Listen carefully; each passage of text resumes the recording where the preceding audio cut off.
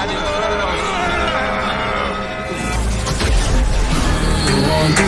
when you need, call me in the morning. I'll be up. He's not dead, he's just back in hell. Isn't that worse?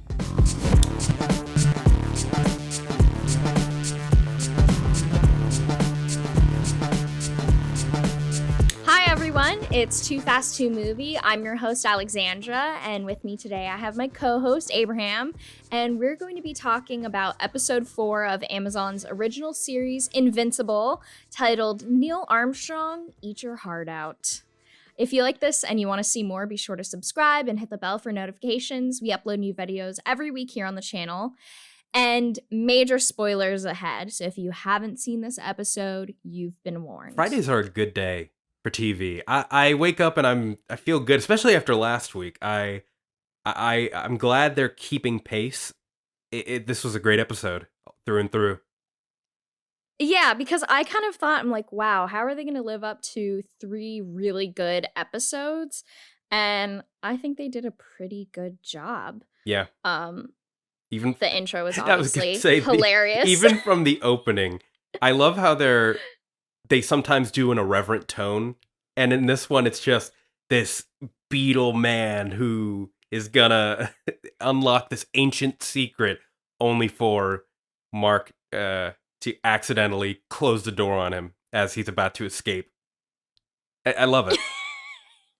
Even the intro where he like gets out of the car and immediately like squishes some like bug or scorpion thing. I'm like, oh, it's so corny, but like obviously very much works for the tone of the show. Oh yeah. And then the Invincible title card seems to be getting covered in more blood with every episode. Yeah, I feel like that's a sign that they know what they're doing, and I feel like episode 1's ending isn't the end of the slaughter. It's only the beginning. A lot of people are gonna die. Bloodfest 2021. I love it. I'm here for it. I'm totally here for it. So we're gonna jump into kind of a recap of the episode. Focus a little bit on Nolan, better known as Omni-Man, who seems to have a lot more secrets than he's letting on. While he continues to train Mark, Debbie has become increasingly suspicious of Nolan's behavior and how much he's changed since Mark's powers were revealed. Nolan takes Mark's mission to Mars as an opportunity to win back his wife's trust and affection. But even when in Italy, his attitude is still questionable. Questionable is the good word. Yeah, questionable is like an understatement. Well, when he's like, it's a dragon. Whatever. Yeah, let him earn his paycheck as like fighter jets rush through and like bomb an ancient city. Like I don't know.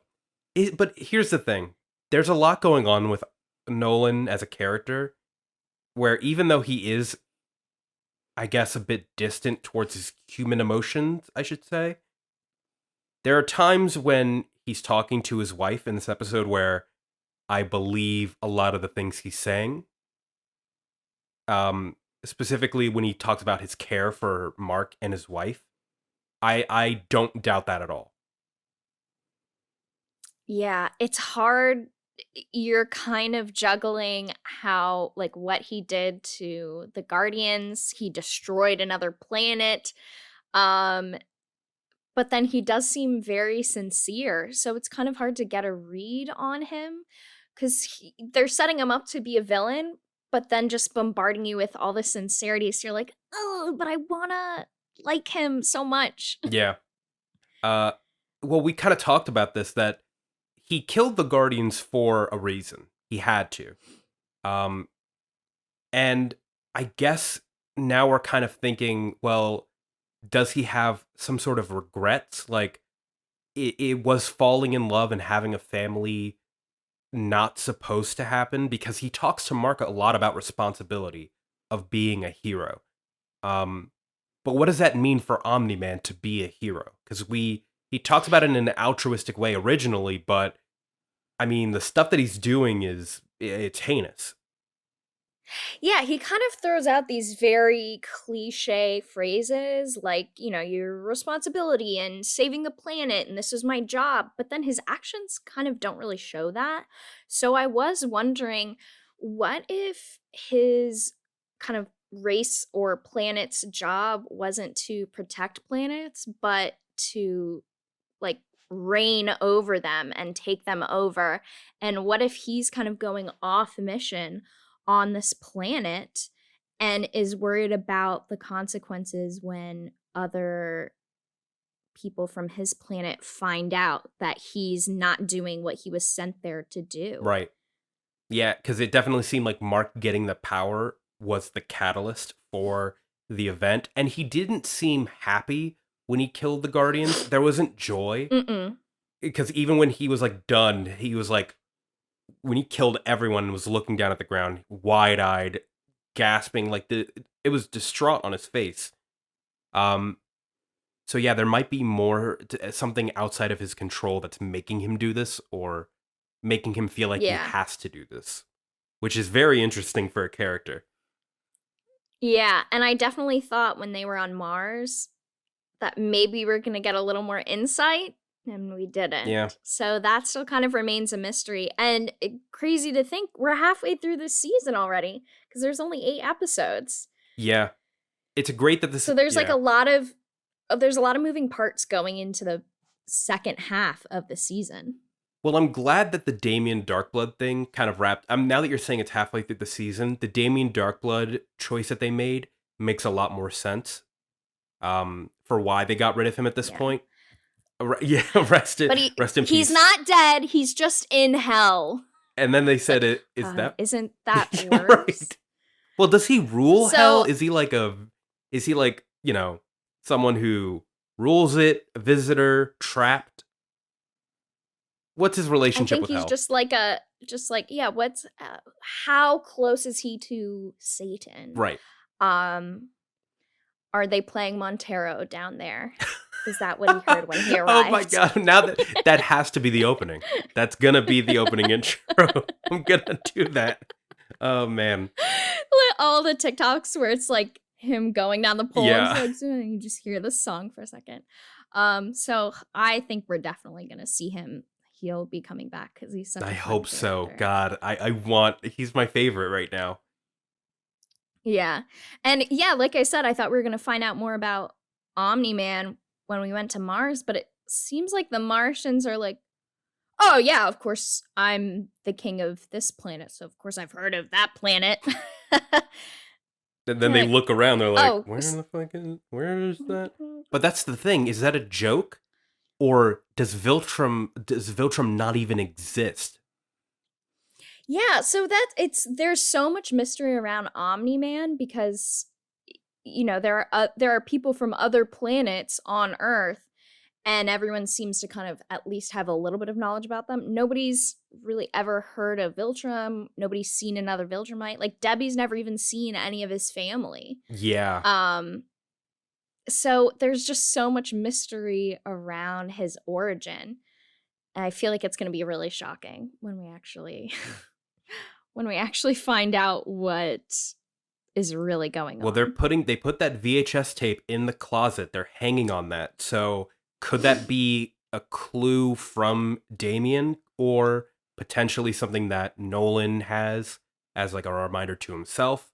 I don't know what it is, but I feel like that's the key to learning the truth about Nolan. Yeah, because I think it's something that Damien left in the house because he is kind of snooping around going through stuff when he's taken away. So, he clearly had some sort of in with Debbie. Like he opened that door of distrust and her questioning Nolan. So is this, I don't know, footage of him at another time? Is it like footage of him going into the Guardians of the Globe, like their fortress or whatever? I don't know. Who knows? Very mysterious VHS tape. I can't wait to see it. So we're going to move on to kind of the Mars aspect of this episode. So Mark volunteers to secretly escort astronauts on the first manned mission to Mars, which he hopes won't drive a wedge between his budding romance with Amber. So cute. But while on the planet, like classic teenager move, he accidentally falls asleep and wakes up to realize that the astronauts are missing. He quickly encounters the Martians and the face hugger like Sequids, and the Martians reveal that they have to kill the humans as to not risk a Sequid uprising. But Invincible saves the day. Or does he? He doesn't. That's because No. not even a little The bit. answer is no. The answer is no. In fact, it got worse. Because we were kind of talking about this. There's a little bit of confusion as to how the Sequids work and how many astronauts there are. Because there were 4 astronauts when they came, 4 astronauts when they leave, but then there's also an astronaut that's on Mars. Yeah, so we were talking about, we're not sure if that is is that a Martian that one of the Sequids was able to take over and is forcing to shapeshift to look like one of the astronauts? Or is it just a Sequid on one of the astronauts? Yeah, the small flag moving as they're coming down kind of makes me think it's a shapeshifter, but I don't know how the Martian can shapeshift their appearance. You know, like I don't know to what extent they can do it. Yeah, like it makes me think of, what are the aliens in Captain Marvel? Oh, the I can't remember their names, Skrulls. but they can Yeah. they can shapeshift like that. But I don't like the Martians. At least we haven't seen them being able to shapeshift to that extent, like changing their appearance. Yeah. So obviously we're gonna find out because we just brought some really bad stuff back to Earth. And I think it also does reveal a lot about Mark's character and how he's much more sensitive and less logical than his dad. And even like the Martians are like, sorry, we're not bad guys, but like we have to kill these 4 humans because we just can't risk this. And Mark's not willing to do that. But that's something that I think is great about Mark. And to our conversation last week, if Omni-Man and Mark ever do have a face-off, which it seems like that train is going to collide at some point, Yeah. I don't think that he'll join Omni-Man. Because there is this, he doesn't believe in the greater good. He believes in, because he's not willing to like you said, he's not willing to sacrifice the astronauts for all the people on Earth, even though logistically it's the right thing to do. Yeah. I just think that's interesting that Mark is very naive, and I think that's only something to admire, especially in this world of darkness that they've created. Yeah, it's definitely a dark, pretty bleak world. And it's also like, okay, so his mission is to protect these astronauts. But obviously, everybody that he's, like reporting back to would be like, oh yeah, if you're going to risk, world domination, then they can die and we'll cover that up. Yeah. But well, he wants to save the day, Cecil, no matter how short-sighted that is. Well, Cecil says they need a win. So he's supposed to go there and like be secretive. So I don't know if Cecil is really trying to just use Mark to be this new like icon that the world can look on and say he's the guy. Because they don't trust Omni-Man and they need a backup in case he decides to pull another murder fest on the new Guardians of the Globe for whatever reason, because they know. Yeah, they're very suspicious, and not even suspicious. They know he did it, but they're smart enough to know there must have been some ulterior motive, and they have to find out what that is, or they're gonna be screwed. Right. They're trying to race against time, essentially. And then I also think the thing on Mars that lends a little more to Mark's character is that now we know that his mind can't be easily manipulated or coerced, because the Martians are like very surprised that he isn't susceptible to the Sequids. Right. And also like the conversation with Cecil, his mother, and his father, where they're like trying to get him to either go to Mars for something, but like his reasoning isn't being coerced into doing it. It's he wanted to from the beginning, and then I don't know. I think there's really something to Mark's character. And I think that Sequids, Sequid. Sequid. I think that plays into the theme of Mark not easily being manipulated. I think that could it be a very thinly veiled metaphor, if you will? I don't know, because he obviously is at like a big crossroads in his life. Like, I mean, he really only thinks for a second, like, oh, I'm supposed to go on this date with Amber. Maybe I shouldn't do it. And like, his dad already doesn't really want him to do it. So it feels like he probably could have a good out. But he has spent his whole childhood and teenage years wanting to be a superhero. So he's like, no, I can't let this little thing, like if it's going to work out, it's going to work out, hopefully, but I can't let that come between a bigger mission. Speaking of Amber, I don't know what the end game is for that, because they're like he keeps like wanting to be with her, but he can't ever show like any of himself. Like normally in superhero shows, like Peter Parker is like still himself and is able to show enough of himself. Mark is like complete, like he's giving her a rock but doesn't explain the significance of it. Explains that he went to Mount Everest but can't ever say why or how. And it's like, yeah, like she brings up, oh, did you go through Nepal or China? And he's like, you want a rice separator? And then just runs off. So like what's her name? Adamese says there's gonna be a point where they're either gonna he's either gonna tell her or not. And I don't know how that's gonna work in this universe, if that's gonna end positively. I don't think he's gonna get the girl. Yeah, or it's, it's gonna be to her detriment. Kind of like we see in a lot of superhero movies where she ends up getting hurt or killed. Because she gets in the way. Because obviously we see some of these superheroes have significant others. Obviously his mom, and the Russian Flash dude, have human counterparts. But that's a pretty big commitment for a 17-year-old to make. You're not going to just tell everybody you go on a date with that you're a superhero, because you have to protect your identity somewhat. So you have to be very sure that you're going to be with this person pretty much forever before you really reveal that. Yeah. So, just, classic teenage stuff. It's a classic. We love it. We love to see it in the superhero shows. So we took a little break from the new Guardians of the Globe in this episode, but we did see them a little bit. So the new Guardians of the Globe are brought into their training headquarters, but Cecil quickly squashes their excitement with a grim reminder of what became of their predecessors.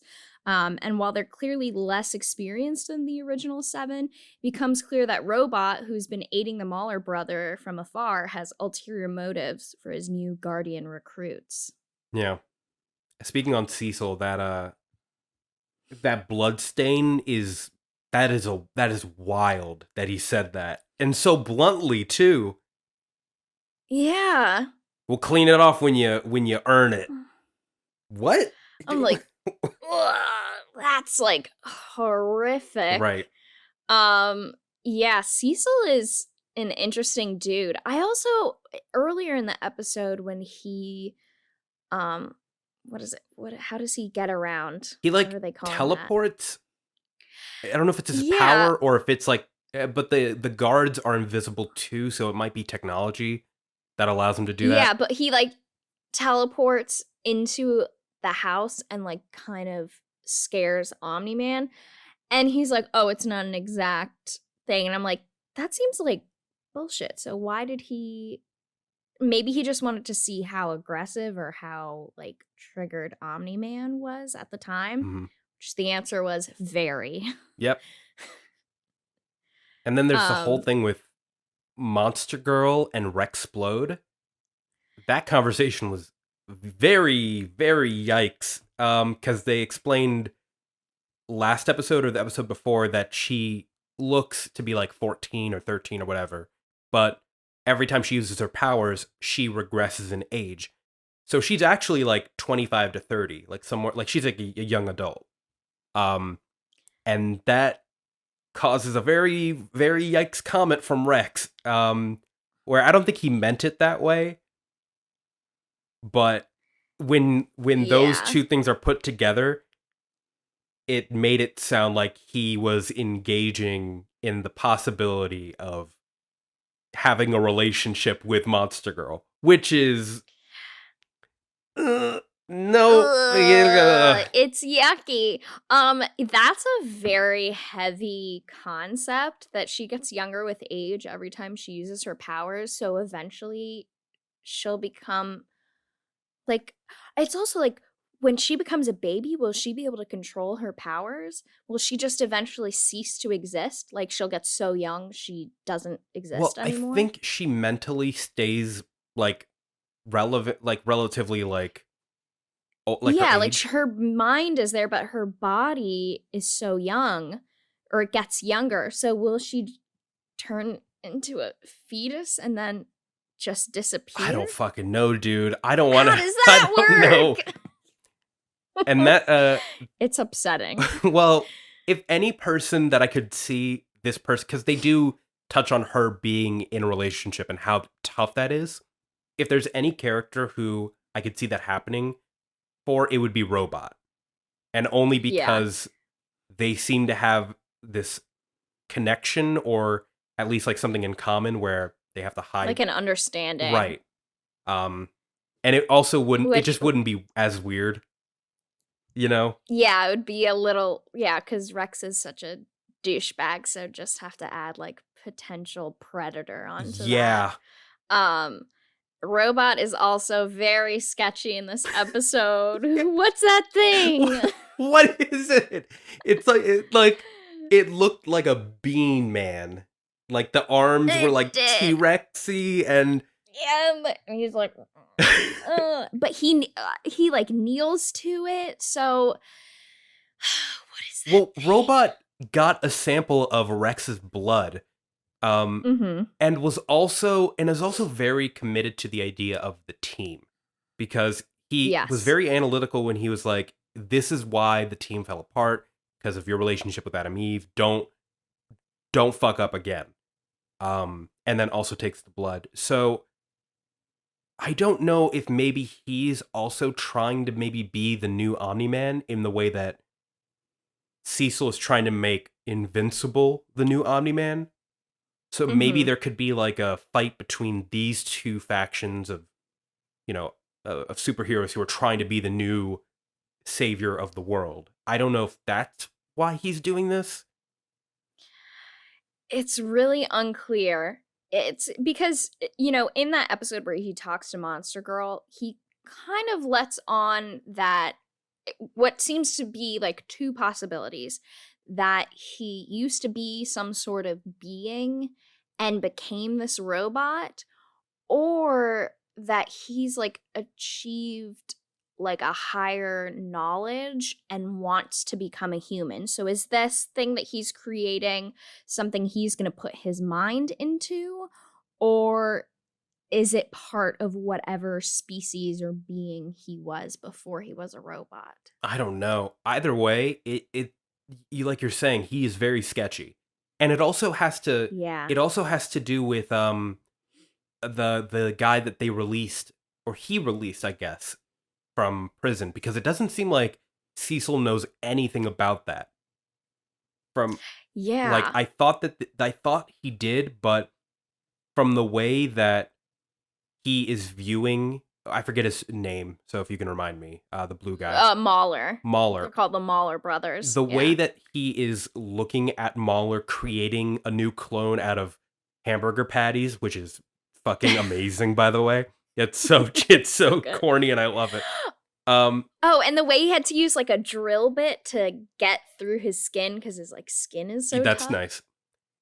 Yeah. But like that has something to do with his goal, the cloning, like at least cloning in some way. So I think you're right that it is for him, or in some capacity. I don't know what the goal is.